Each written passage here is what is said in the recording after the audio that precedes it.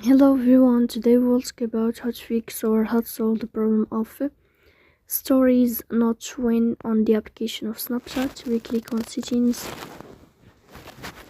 In this page we go to apps, default apps, app settings.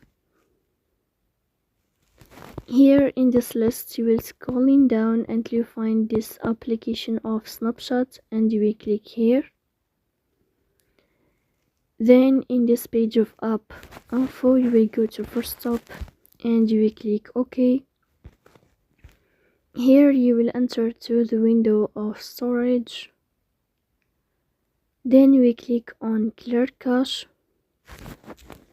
Here we go to Play Store. You will search about the application of Snapchat. Then you can uninstall your app and you can install it again, so please don't forget to support us. Bye.